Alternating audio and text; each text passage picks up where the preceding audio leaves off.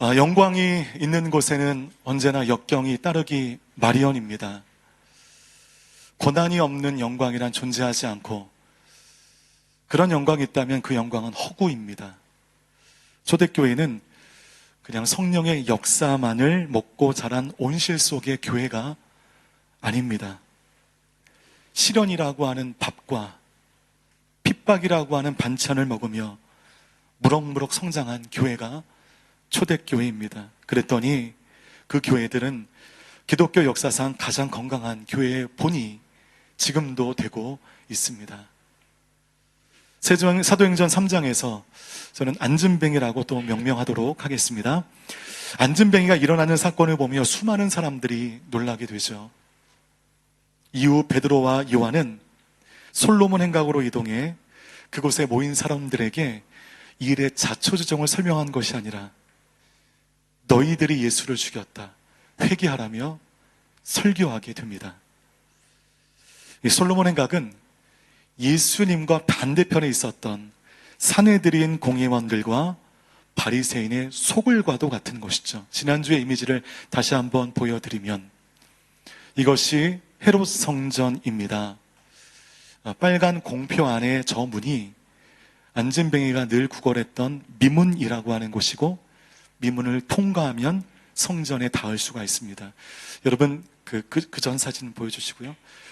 양옆으로 이게 주변에 나와 있는 촘촘한 기둥들로 된 벽이 없는 그 복도가 여러분 솔로몬 행각이라는 곳입니다. 조금 더 자세히 보여드리면 솔로몬 행각은 이와 같습니다. 이곳에서 예수님과 제자들이 늘 설교하며 하나님의 말씀을 강론했습니다. 이곳에서 베드로가 회개하라, 너희들이 예수를 죽였다 라며 설교하는데, 이 설교는 솔로몬 행각에서는 가장 해서는 안 될 위험한 설교 중에 1위를 골라서 한 설교인 것입니다.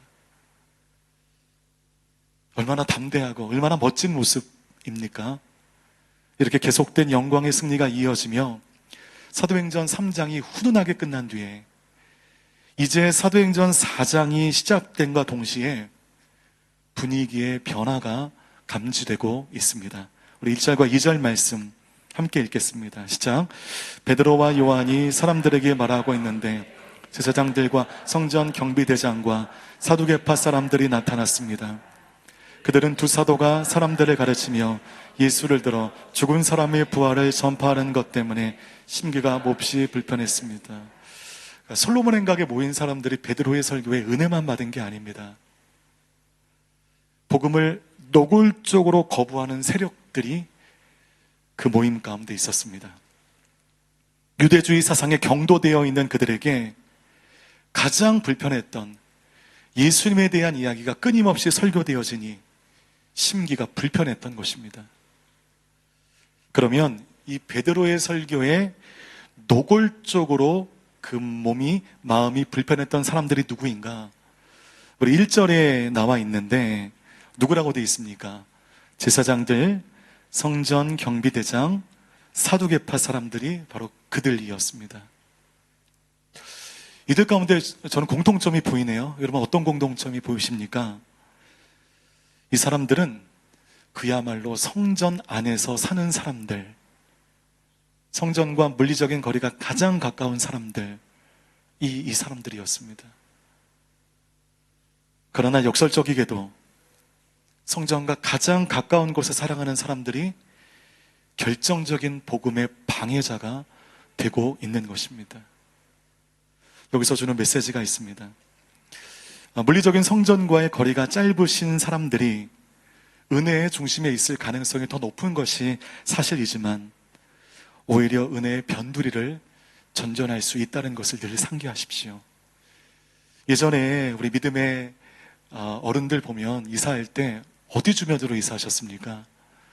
꼭 교회 주변으로 이사하셨죠. 새벽기도 가야 되니까, 3일 예배 가야 되니까, 주일 예배하는 것은 당연한 것이고 가까운 교회에서 교회 출입을 하길 원하셨습니다.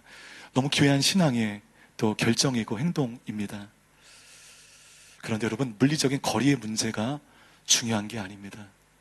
저는 교회 바로 옆에 사시면서 교회 출퇴근을 하시면서 교회를 어렵게 하신 분들을 많이 보아왔거든요.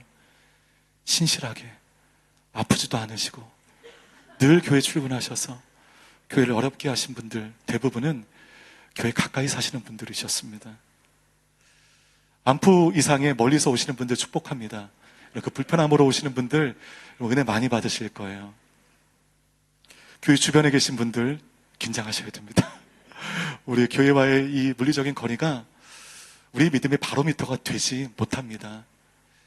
늘 목마름을 가지고 신앙의 관성에 따라 살아가지 않고 그 거룩한 목마름으로 살아가시는 여러분들 모두 되셔서 교회 가까우게 사시는 분들도 성령 충만하시고 멀리서 오신 분들도 충만하게 신앙생활 하시는 여러분들 되시기를 주님의 이름으로 축복합니다. 그런데 예상한 바와 같이 솔로몬 행각에서의 베드로의 설교가 문제가 되었습니다. 다음 날 대제사장 안나스와 가야바를 비롯한 유대교 지도자들이 그 무시무시했던 산헤드린 공의회를 열게 되었습니다. 이미지를 보시면 이 산헤드린 공의회는 좋은 일로 소집되는 일이 없어요. 소집되면 누구 하나는 죽어야 끝나는 무시무시한 회의인 것입니다. 사진에서 보시다시피 양쪽에 공회원들이 35명씩 배석되어 있습니다. 가운데 의장격인 대제사장이 앉아 있으니 여러분 산헤드린 공회는 총 몇 명이게 되는 거죠? 71명이 되는 거죠. 그 중심에 피고인이 서 있는 구도이니 여러분 이 구도 자체가 숨을 막히게 하는 그런 구도인 것입니다. 그들은 두 사도를 그 한가운데 세워놓고 도대체 무슨 권세와 누구의 이름으로 이 안진뱅이를 일으켰으며 죽은 예수 그리스도의 부활을 가리켰는지를 엄히 따져 물었습니다. 이것에 대한 베드로의 답변이 8절에서 10절까지입니다. 함께 읽겠습니다. 시작. 그때 베드로가 성령이 충만해 그들에게 말했습니다. 백성의 통치자들과 장로들이여, 오늘 여러분이 걷지 못하는 사람에게 일어난 선한 일에 대해 해명하라고 우리를 부른 것이라면, 또 그가 어떻게 낫게 됐는지 묻는 것이라면 여러분과 모든 이스라엘 백성들이 이 점을 알아야 합니다. 이 사람이 다 나아서 여러분 앞에 서게 된 것은 여러분이 십자가에 못 박았지만 하나님께서 죽은 사람들 가운데서 다시 살리신 나사렛 예수 그리스도의 이름으로 된 것입니다. 다시 한번 산헤드린 공의 이미지를 좀 열어주십시오. 웬만한 사람이라면 산헤드린 공의의 피고로 소환됐을 경우에 그 분위기와 권위에 압도되어 주눅이 들고 말 것입니다. 그런데 저곳에 서 있었던 베드로와 요한이 이 어떤 상황인지 변론해봐라 라고 하는 이 질문에 너희가 못 박아 죽였으나 하나님이 다시 살리신 그 예수 그리스도의 이름으로 이 사람이 일어난 것이다 라고 담대하게 밝혔습니다. 산헤드린 공회원들이 가장 듣기 싫어하는 말, 예수, 죽음, 부활, 이 금기어를 골라서 그들 들으라고 용사와 같이 선포하고 있습니다. 이 말씀만 보면 베드로 진짜 대단한 사람이구나, 두려움이라는 감정 자체가 없는 사람이구나 라고 생각할 수가 있습니다. 여러분 그럴까요?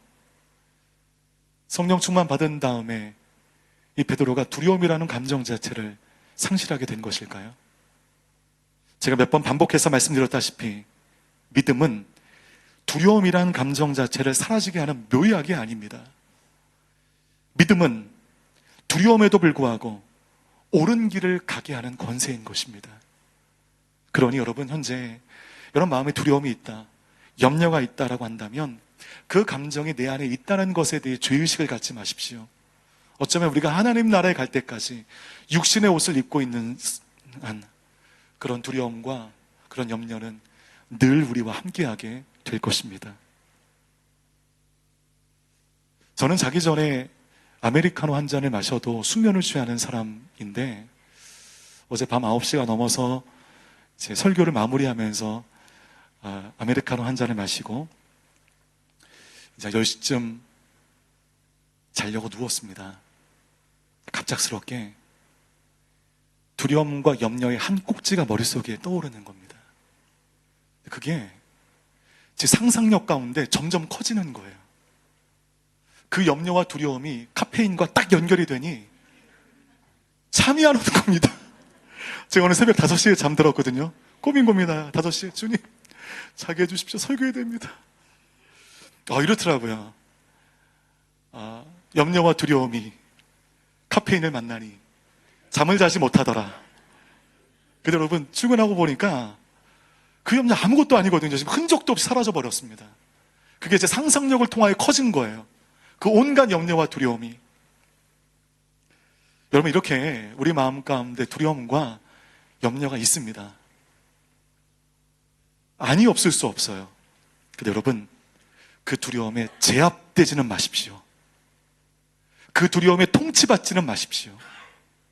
믿음은 두려움을 뛰어넘는 권세를 발휘하는 것입니다. 그것을 오늘 베드로가 보여주고 있잖아요. 베드로 두려움이 있었습니다. 성령 충만받고 믿음이 생기니 그 믿음이 모든 두려움을 덮으며 산에리는 공의 그 중심에 서 있는 것입니다. 베드로가 계속 변론합니다. 우리 11절과 12절 말씀 함께 읽겠습니다. 시작. 이 예수는 건축자들이 버린 돌이지만 집 모퉁이의 머릿돌이 되셨습니다. 예수 외에 다른 어느 누구에게서도 구원을 받을 수 없습니다. 하나님께서는 하늘나라에 우리가 구원받을 만한 다른 이름을 우리에게 주신 일이 없기 때문입니다. 하나님에 대한 전문가, 율법에 대한 전문가, 성경과는 물리적으로 가장 가까운 사람이었던 유대교 지도자들은 그럼에도 예수님을 버리고 죽였던 장본인들이었습니다. 그들에게 예수 그리스도는 건축자가 건축하다가 이거 필요 없어, 쓸모없다고 버려버린 잉여의 돌덩어리에 불과했습니다. 그러나 하나님은 예수 그리스도를 우리의 삶의 잉여의 돌덩어리가 아닌 집 모퉁이의 머릿돌로 허락하신 것이죠. 그 머릿돌의 의미가 무엇인가? 12절의 말씀입니다. 예수 외에 다른 어느 누구에게도 구원받을 수 없는 유일한 구원의 통로가 우리 예수 그리스도시라는 것. 이것이 베드로의 인생의 머릿돌이요, 우리의 삶의 머릿돌이 되어야 한다는 것입니다. 창세기 말씀 보면 우리 생명의 기운이 어디에 있냐라는 묘사가 아니고 코에 있다라는 묘사가 있어요. 생명의 기운이 우리 코에 있다. 절묘한 표현임과 동시에 인간의 연약함을 보여주는 표현인데, 얼마 동안 코를 막고 한 줌 호흡을 멈추게 하면 그토록 화려하고 잘 나간다는 어떤 인생도 끝날 수밖에 없는 연약한 인생이 우리들입니다. 때문에 우리 인간이 우리 인생의 머릿돌이 될 수 없습니다. 그것은 바보 같은 것입니다. 때문에 그 연약한 인간의 욕심으로 만든 그 어떤 사상이나 철학도 인생의 머릿돌이 될 수 없습니다. 그것을 담대하게 변론하게 되었을 때 베드로로 말미암아 공의의 장래가 웅성웅성되기 시작합니다. 13절 말씀 함께 읽겠습니다. 시작. 그들은 베드로와 요한이 아무런 교육도 받지 않은 평범한 사람인 줄 알았는데 놀라지 않을 수 없었습니다. 그러고는 비로소 그들이 과거에 예수와 내내 함께 있던 사람인 줄 알게 되었습니다. 이스라엘 변방의 갈릴리 어부 출신의 무식한 자로 속단했던 유대교 지도자들은 자신들의 그 약점을 신랄하게 지적하는 두 사도의 담대함과 구약의 말씀을 적재적소에 인용하는 그들의 영적 통찰력에 깜짝 놀라게 됩니다. 그러면서 13절 말씀 가운데 예수와 내내 함께 있었던 사람이었음을 그들이 깨닫게 되었습니다. 이 무슨 말인가? 두 사도의 담대함과 영적 통찰력을 보며 예수가 행했던 모든 일들이 이게 생판 거짓말만은 아니구나 라는 것을 공회원들이 깨닫게 되었다는 것이죠. 즉 그들의 담대한 믿음의 행위가 복음의 대적자들에게서도 예수 그리스도를 증명해 낸 것입니다. 중요한 영적 의미가 있죠. 여러분, 하나님을 알지 못하는 넌 크리스찬들은 누구를 보며 하나님을 알아가게 될까요? 목사를 통하여 하나님을 발견하는 분들은 많이 없고요. 여기 앉아 계신 여러분들을 통하여 하나님을 보게 되는 것입니다. 때문에 여러분이 예수 그리스도의 향기로 담대하게 겸손하게 살아간다면 그것을 통하여 믿지 않는 사람들이 하나님을 보게 된다는 것이죠. 더욱이 복음에 무관심하거나 복음의 대적자들에게서라도 증인의 삶을 보며 예수 그리스도를 볼 수 있다는 것입니다. 사내들인 공에 모인 71명의 그 공회원들이 두 사로 말미암아 지금 누구를 보고 있는가? 지금 죽어 없는 예수 그리스도를 발견하고 있더라는 것입니다. 그러니 여러분, 할 말이 없는 거예요. 트집을 잡을 만한 그 어떤 이유를 발견할 수가 없는 것입니다. 또 하나, 사내들인 공회가 베드로와 요한을 처벌할 수 없었던 결정적 이유가 있는데, 이게 놀라운 표현입니다. 14절 말씀 함께 읽겠습니다. 시작. 게다가 병이 나은 사람이 두 사도 곁에 서 있는 것을 보니 더 이상 할 말이 없었습니다. 71명의 사내들인 공회원들을 덩어리로 만든 상황이 연출이 되는데 14절 말씀 가운데 병 나은 사람 누구를 말하나요? 안진뱅이잖아요. 고침받은 안진뱅이. 고침받은 안진뱅이가 두 사도 곁에 있다. 두 사도는 누구를 얘기하죠? 베드로와 요한을 얘기합니다. 지금 이 베드로와 요한이 어디에 있습니까? 사내들인 공의의 그 중심, 구도만도 사람을 숨막히게 하는 그 중심에 이 두 사람이 서 있죠. 이 두 사도 곁에 병 나은 안진뱅이가 함께 있었다는 것입니다. 이 놀라운 표현입니다. 고침받은 안진뱅이는 피고로 소환된 게 아니죠. 단순히 방청객으로 그 자리에 있는 게 아닙니다. 그가 사실상 지금 무엇이 되고 있습니까? 증인이 되고 있어요. 말 한마디 하지 않고 그냥 서 있거든요. 서 있는 것만으로도 강력한 증인이 되어 그 증인을 바라보는 71명의 사내들인 공회원들이 할 말을 잃어버린 것입니다. 여러분, 국회 청문회에서 늘상 보는 장면이 있는데 어떤 잘못을 지적하는 이 자리에서 증인을 선임할 때 자기 당에 불리한 증언을 할 이 증인이 증인석에 서지 못하도록 다른 당에서 온갖 노력을 하는 장면들을 우리가 보지 않습니까? 이제는 뭐 새로울 것도 없고 화도 안 나요. 여러분, 고침받은 안진뱅이는 사내들인 공의의 입장에서는 자기들에게 유리한 증인인가요? 불리한 증인인가요? 불리한 증인입니다. 그들이 죄를 뒤집어 씌워 죽인 예수 그리스도의 이름의 권세로 선천성 걷지 못하는 치명적인 질병을 고침받은 그가 그 자리에 서 있다는 것만으로도 공회원들은 숨이 막히는 것입니다. 심기를 거스르게 하는 것입니다. 그 마음으로 이 찬양 우리 마음을 다해 주님께 올려드릴 때 하나님 사랑합니다. 그것도 제 삶에 넘쳐나는 주를 향한 나의 갈망을 받아주시고 그런 정도가 아니라 우리 모두가 오늘 사랑하는 증인의 삶으로 두 사도 살아가게 하여 주시옵소서 것입니다. 이 사람 두려움을 상실했나? 이 사람 왜 이러지? 너무 위험한 자리 아니에요? 아닙니다, 여러분. 이 사람도 두려웠습니다. 사내들인 공의의 그 구도가 주는 숨막히는 공포와 그 두려움에 그도 벌벌 떨었습니다.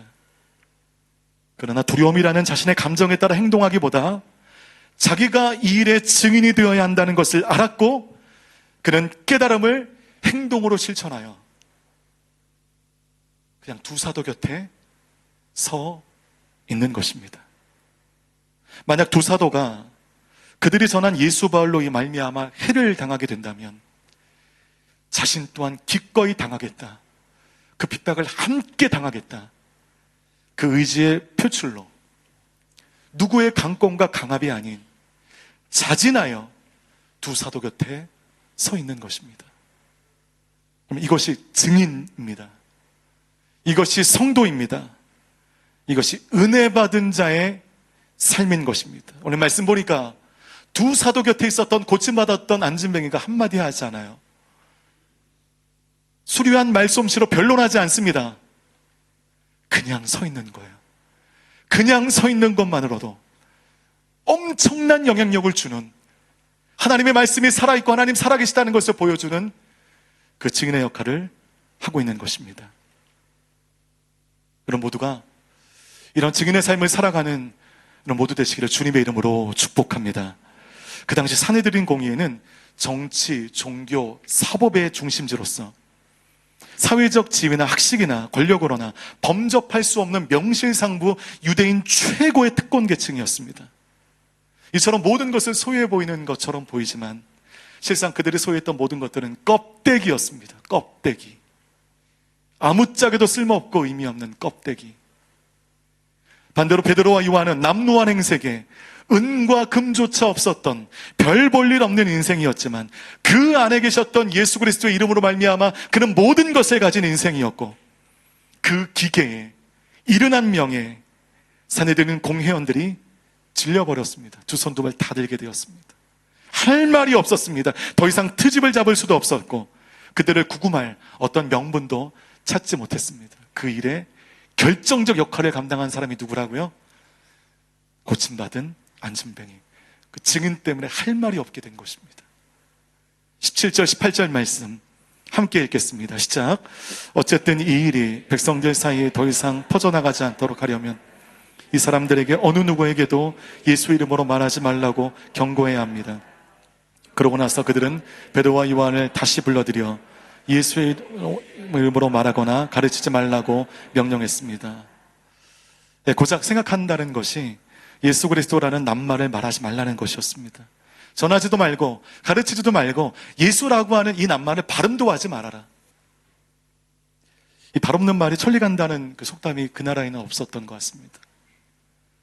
설령 두 사도가 그들의 위협에 굴복하여 입을 다문다고 할지언정 성전 미문에 안진뱅이가 고침받은 그 모든 사건들을 본 사람들이 5천 명이 넘는다고 하는데 그 사람들을 무슨 수로 막을 수 있겠습니까?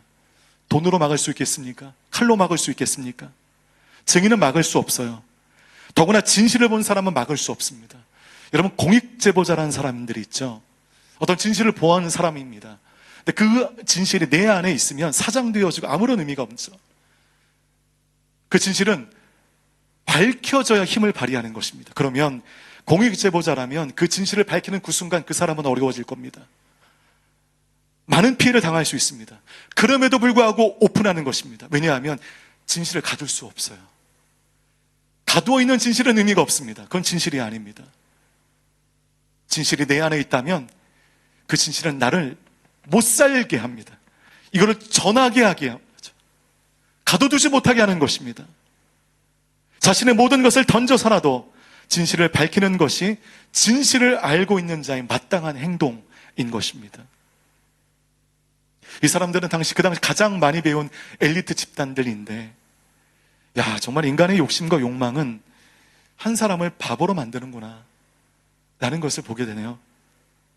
욕심과 욕망에 사로잡히면 한순간에 바보가 됩니다. 돈의 노예가 되면 한순간에 바보가 됩니다. 잘못된 행동을 하게 되죠. 똑똑했던 사람이 정치적인 욕심에 함몰되니 세상에 둘도 없는 바보가 되는 일을 보지 않습니까? 정치하기 때문에 바보가 아니라 우리도 마찬가지입니다. 설교하는 저도, 설교를 듣는 여러분들도 욕심에 함몰되는 그 순간 우리는 바보가 됩니다. 그래서 여러분 따라해 주시겠어요? 욕심은 사람을 바보로 만들고 겸손은 사람을 빛나게 만든다. 여러분 욕심 때문에 추락하지 말고 겸손함으로 더욱더 빛나는 여러분의 인생 되기를 주님의 이름으로 축복합니다. 이런 어리석은 으름장에 베드로가 결정타라고 하죠. 카운터 펀치를 날립니다. 19절에서 20절 말씀 함께 읽겠습니다. 시작. 그러나 베드로와 요한이 대답했습니다. 하나님의 말씀보다 당신들의 말에 순종하는 것이 하나님 보시기에 옳은지 판단해 보십시오. 우리는 보고 들은 것을 말하지 않을 수 없습니다. 보고 들은 것을 말하는 사람 증인입니다. 2명 이상의 사람이 동시에 보고 들은 것만큼 확실한 증거는 없습니다. 바로 그 자리에 기적을 목도한 수많은 사람들이 몰려 있었으니 베드로의 변호에 아무도 답변을 할 수 없게 된 것입니다. 하나님의 말씀보다 당신들의 말에 순종하는 것이 하나님 보시기에 옳은지 판단해 보십시오. 이 말에 담겨 있는 베드로가 하고 싶은 말이 무엇일까요? 당신들이 아무리 나를 위협해도 이제 나는 막을 수 없다. 내 안에 있는 진실을 나는 얘기하지 않을 수 없다. 이 말을 하고 있는 것입니다. 하나님의 말씀보다 당신들의 말에 순종하는 것이 하나님 보시기에 옳은지 판단해 보십시오. 여러분, 이 말씀은 우리의 삶이 방향이 되어야 할 구절인 줄 믿습니다. 이것은 2000년 전 사내들인 공회에서 베드로가 71명의 공회원들에게 소리치는 말이 아니라 하나님의 말씀보다 세상에 순종하여 살아가는 오늘 우리를 향한 주님의 거룩한 책망인 것입니다. 베드로의 이 영적 기계에 사내되는 공회원들이 질려버리게 됩니다. 반론을 할 수 없게 되죠. 우리 21절 말씀 함께 읽겠습니다. 시작. 그들은 사도들을 다시금 협박하고 나서야 그들이 사도들을 처벌할 수 없었던 것은 모든 사람들이 그 일어난 일로 인해 하나님을 찬양하고 있었기 때문입니다. 그들은 베드로와 요한을 다시금 협박하는 모양새를 취하며 풀어주었습니다. 마지막 체면을 세우는 입장에서 여러분, 사내들인 공회에 처음 베드로와 요한이 끌려갈 때 같은 믿음의 동료들은 어떻게 생각했을까요? 죽었구나. 또 한 명의 귀한 동역자 2명이 죽는구나. 베드로와 요한 없이 이 공동체가 어떻게 이끌어질 수 있으며 이 사람들이 없이 우리는 교회를 어떻게 세워가야지? 그런 염려와 그런 걱정이 있었을 것입니다. 예, 믿는 자들이 가면 죽는 것이 사내들인 공회원이기 때문입니다.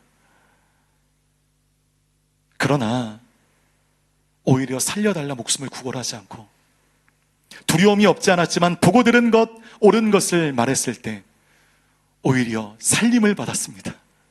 털끝 하나 상치 않았습니다. 이 신앙의 신비입니다. 죽고자 할 때 살려지는 이 신비, 주를 향하여 내 모든 것을 드리면 더 얻게 되어지는 이 신앙의 신비. 그러니 여러분, 우리가 살기 위해 세상 앞에 비굴해서는 안 됩니다. 그건 사는 게 아니라 죽는 겁니다. 우리가 더 잘 살기 위하여 세상의 방식을 취해서는 안 됩니다. 취하면 당분간은 탄탄대로를 걷는 것처럼 보이지만 곧 추락합니다. 증인으로 살아가시면 됩니다. 증인으로 살아가는 모든 삶에 오늘 베드로와 요한의 삶에 베풀어 주신 그 은혜처럼 여러분의 먹을 것과 입을 것과 나아갈 길을 우리 주님이 증인된 여러분의 삶에 인도해 주실 것입니다. 그 믿음으로 살아가셔야 돼요. 이 증인된 삶은 하나님 편에서 하나님에게만 유익이 되는 그 삶의 모습이 아닙니다. 증인된 삶을 살아가면 하나님께서 증인된 삶으로 살아가며 생각하지 못하는 그 모든 것들을 채워주시는 그 하나님이신 것을 우리는 경험해야 할 필요가 있습니다. 자, 이렇게 사건이 일단락 되었습니다. 해피엔딩이 되었고 사내들인 공의회를 나오는 베드로와 요한을 보며 많은 믿음의 동료들이 울며 허구하며 얼마나 행복했겠습니까? 자, 이렇게 사건이 끝났습니다. 그런데 누가는 굳이 한 구절을 더 덧붙이고 있습니다. 마지막 22절 말씀 함께 읽겠습니다. 시작. 이 기적으로 병이 나은 그 사람은 40살이 넘은 사람이었습니다. 이 안진병이 나이가 나와 있는데 왜 굳이 이 구절을 넣었을까? 여러분, 이 22절이 없어도 충분히 이 사건 속에 주시는 하나님의 은혜를 우리가 알 수가 있습니다. 그런데 누가라고 한다면 쓸데없이 말씀을 넣지 않았을 텐데 왜 이 조금은 쓸모없는 내용을 넣었을까? 의미가 있습니다. 여러분, 그 당시 로마 시대 당시에 여러 많은 문헌을 보니 그 당시 사람의 평균 연령이 몇 세였던 거 아세요? 25세에서 40세가 평균 연령이었습니다. 저는 굉장히 장수하고 있는 거고요. 불로불사하시는 분들 많으시네요. 즉, 그는 이미 당시 인간의 평균 수명을 이미 상회하여 산 인생입니다. 거칠게 얘기하면 내일 죽어도 이상하지 않을 만큼 그는 40여 년의 인생을 안진뱅이로 불행하게 살아간 사람이었습니다. 근데 그 불행의 끝자락 가운데 예수 그리스도의 권능에 그는 40여 년 만에 새로운 삶을 얻게 되었고 일어나게 되었습니다. 얻게 되었습니다. 여러분, 이 기쁨이 저와 여러분들은 모를 거예요. 제가 99년도에 시력이 좋지 않아서 라식이라고 하는 시력 교정술을 받았거든요. 하루 동안 붕대를 감고 있다가 그 다음날 붕대를 품고 세상을 보는데 제 앞에 계신 어머니의 모공까지 보이는 겁니다. 보인다는 거에 밀려들어오는 그 감동. 모든 게 희미하게 보였는데, 안경이 아니면 보이지 않았는데, 안경이 없어도 모든 것이 또렷하게 보이는 그 모습에 내가 얼마나 감동했는지 모르겠어요. 시력 교정술을 받아도 이렇게 감동하는데 40여 년 평생을 앉아있다가 예수의 권능으로 일어섰으니 그 기쁨, 그 감동, 우리는 모를 것입니다. 우리는 알 수가 없습니다. 그렇다면 마치 이제까지 제대로 살지 못한 잃어버린 인생을 보장받기 위해서라도 그는 얼마나 하고 싶은 것이 많았겠습니까? 얼마나 뛰고 싶었고 어느 곳에 가고 싶었고 사람들에게 자랑하고 싶었고 그런 마음이 왜 없겠습니까? 그런데 그는 조용히 그 다음날 사내들인 법정에 자진 출두하게 됩니다. 누가 나와서 변론하라고 요청한 것도 아닙니다. 그냥 조용히 그 법정에 가. 누구도 요청하지 않았지만 그 두 사도 곁에서 아무 말 하지 않고 서 있는 것입니다.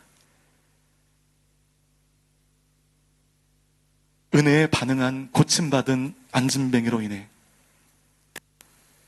살아있는 진실이 헤롯 성전의 거짓을 덮어버렸습니다. 그 거짓이 작동하지 못하도록 덮어버렸습니다.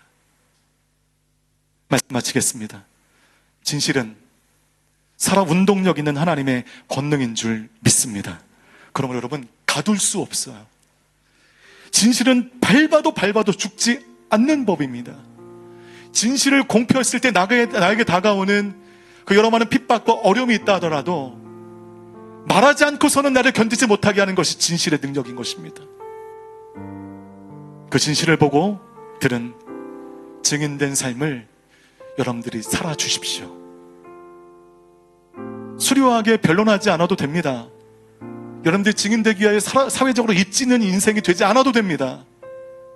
그냥 그 모습 그대로 여러분에게 다가온 예수 그리스도라고 하는 그 진실을 삶으로 보여주는 그 인생이 되어질 때 그 삶을 통하여 여러분 안에 내재 있던 진실이 터져나와 여러분을 만나는 모든 사람들에게 예수 그리스도의 향기를 맛보게 해줄 것입니다. 모두 이 증인된 삶을 살아가는 여러분 모두 되시기를 주님의 이름으로 축복합니다.